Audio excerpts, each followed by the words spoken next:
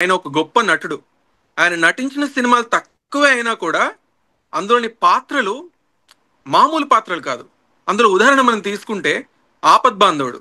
'ఆపద్బాంధవుడు' సినిమాలో ఎంత మంచి క్యారెక్టర్. అసలు ఆ క్యారెక్టర్‌లో ఆయన ఒదిగిపోయిన తీరు. మరో విషయం తీసుకుంటే ఆయన ఒక గొప్ప డబ్బింగ్ కళాకారుడు.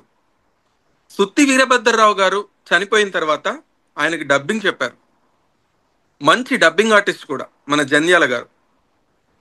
అండ్ మనకు తెలుసో లేదో త్రివిక్రమ్ శ్రీనివాస్ మొదటగా రచన చేసిన రోజుల్లో 'నిన్నే ప్రేమిస్తా'కి ఆయన మాటలు రాశారు.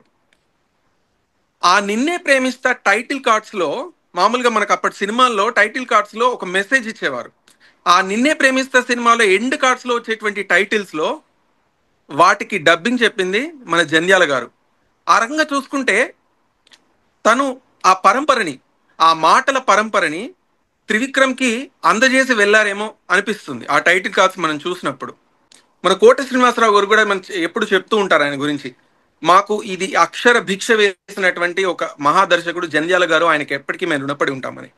తర్వాత ఆయన కలం అన్ని కోణాల్ని స్పృశించగలదు.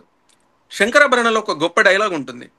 ఆచార వ్యవహారాలు అనేవి మనిషిని క్రమబద్ధమైన మార్గంలో పెట్టడానికి తప్ప కులం పేరుతో విభజించడానికి కాదు. ఎంత గొప్ప డైలాగు. అలాంటి డైలాగ్ రాసింది ఆయనే. నేను కవిని కానన్నవాన్ని కత్తితో పొడుస్తా, నేను రచయిత్రిని కానన్నవాన్ని రాళ్లతో కొడతా అనే కామెడీ డైలాగ్ కూడా రాసింది ఆయన. ఆర్ద్రత అనే పదం మనం ఫిజిక్స్ లో చూస్తూ ఉంటాం. కానీ ఆ ఆర్ద్రతని మనసుకు ఆపాదించి శంకరాభరణంలో ఒక డైలాగ్ రాస్తారు ఆయన. ఆర్ద్రత అనే మాట అప్పటి నుంచే వాడుకలోకి వచ్చింది. అలాంటి మంచి పదాల్ని కూడా ఆయన సృష్టించగలడు. బంగాళ భౌబో అనేది కూడా కొత్త పదమే. అంటే కామెడీ డైలాగ్ రాసినప్పుడు అలాంటి కొత్త కొత్త ప్రయోగాలను కూడా ఆయన చేయగలరు.